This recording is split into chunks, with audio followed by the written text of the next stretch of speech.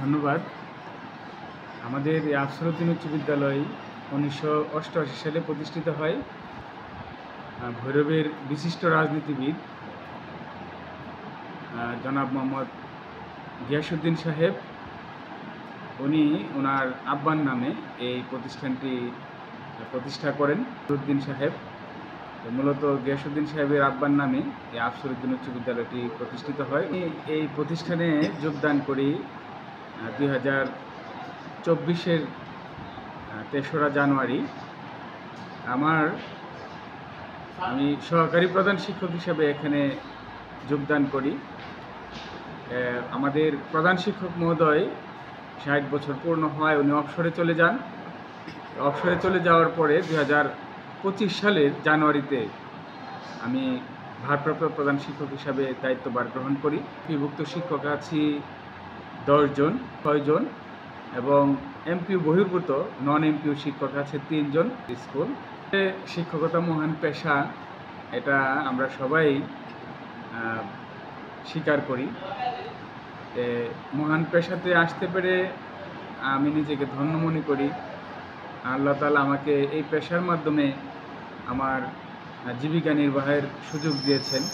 আলামিনের কাছে আমি সবসময় শুকরিয়া আদায় করি যে পরিচয়ে আমি একজন শিক্ষক আমি উৎসর্গ করতে চাই।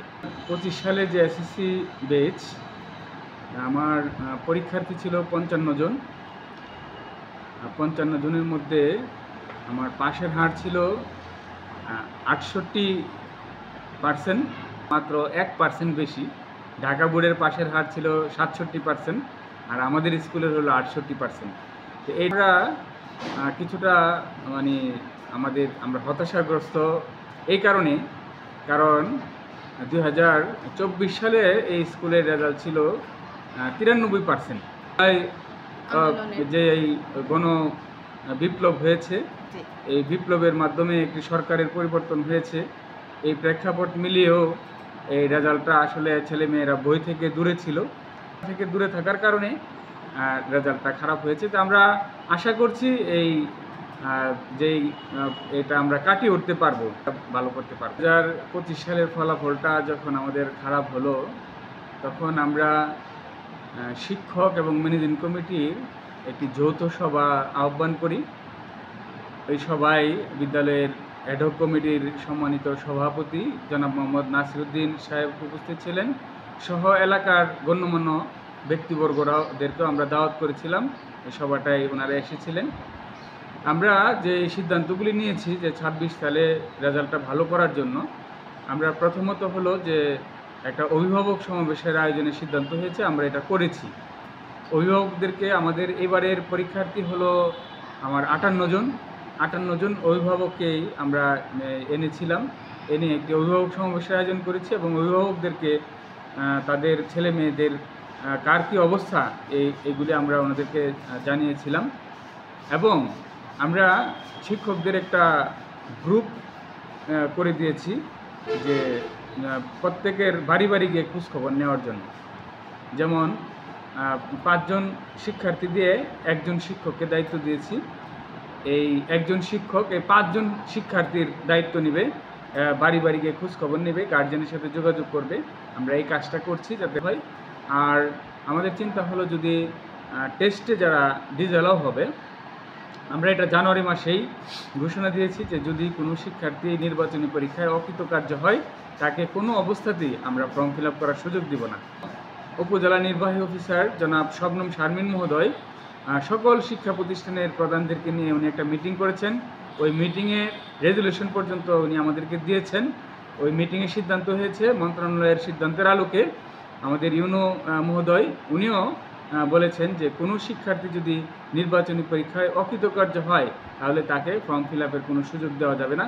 এই মেসেজটা আমাদের এই যে আমার 58 জন শিক্ষার্থী সহ 58 জন অভিভাবকের ঘরে আমি পৌঁছে দিয়েছি। যদি শিক্ষার্থী অকৃতকার্য হয় নির্বাচনী পরীক্ষায়, তাকে আমি ফর্ম ফিল আপের কোনো সুযোগ দিব না। এই বিষয়টাও আমরা সিদ্ধান্ত নিয়েছি যে কোনো শিক্ষার্থী, বিশেষ করে গণিত এবং ইংরেজিতে যারা দুর্বল, তাদের জন্য বিশেষ ক্লাসটা আমরা এই যে প্রাক নির্বাচনী পরীক্ষার ফলাফল যখন আমরা দিলাম 25 সেপ্টেম্বর, 25 সেপ্টেম্বর পাক নির্বাচনী পরীক্ষার ফলাফল দিয়েছি, তার মধ্যে পূজার বন্ধ গেল। তো এখন আমরা ওদেরকে বিশেষ ক্লাসের আওতায় নিয়ে আসছি। স্কুল ছুটির পর একটা ক্লাস হয়, একটা গণিত শিক্ষক একটা রুমের মধ্যে দুর্বল শিক্ষার্থীদেরকে নিয়ে ক্লাস করে, এবং আরেকজন ইংরেজি শিক্ষক যারা ইংরেজিতে একটু অপেক্ষাকৃত দুর্বল ওদেরকে নিয়ে ক্লাস করে। শিক্ষার মূল উদ্দেশ্য কিন্তু আসলে সার্টিফিকেট নির্ভর শিক্ষা না। শিক্ষার উদ্দেশ্যই হলো মানুষের ভিতরের যে মানুষটা আছে এই মানুষটাকে জাগ্রত করা, ভিতরের মানুষটা যাতে সমাজে একটু ভালো কাজে অবদান রাখতে পারে এদিকে উদ্বুদ্ধ করা, এটাই শিক্ষার মূলত উদ্দেশ্য। জ্ঞানী অর্থাৎ বইপোকা শিক্ষার্থী আমরা চাই না। আমার এই স্কুলেই কিন্তু কো-কারিকুলাম অ্যাক্টিভিটিস আমরা চালু রেখেছি।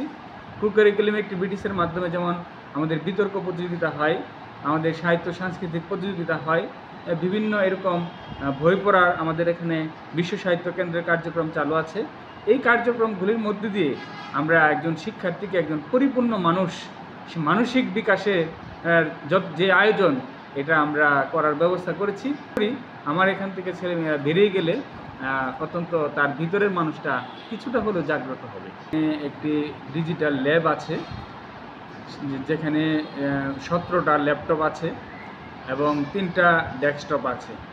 আমরা শিক্ষার্থীদেরকে আমাদের যেই প্র্যাকটিক্যাল ক্লাস আছে এই প্র্যাকটিক্যাল ক্লাসের মাধ্যমে তাদেরকে এই কম্পিউটার শিক্ষায় আমরা শিক্ষিত করতে পারছি।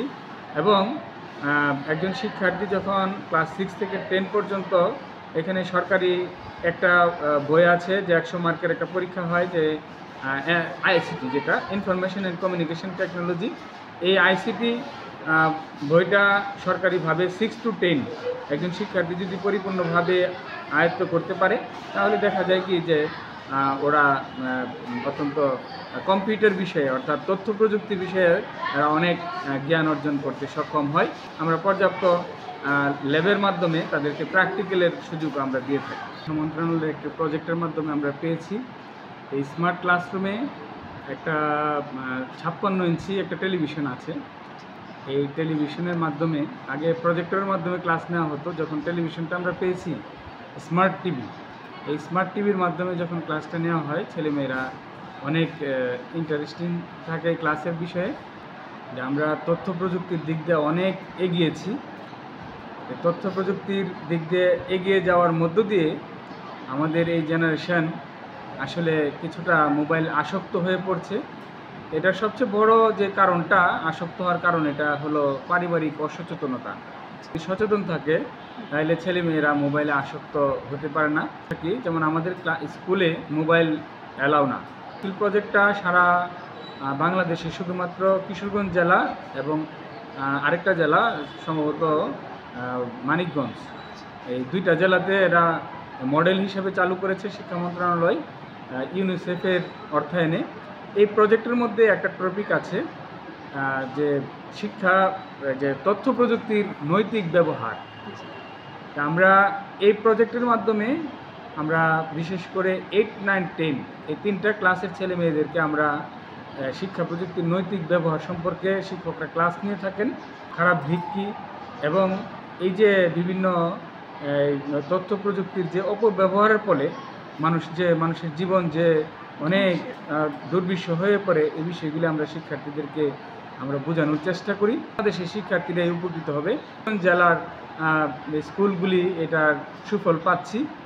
যদি চালু হয় এখানে ইউনিসেফের আমাদেরকে বই দেয় এবং বিভিন্ন সাপোর্ট দিয়ে থাকে এবং আর্থিক যে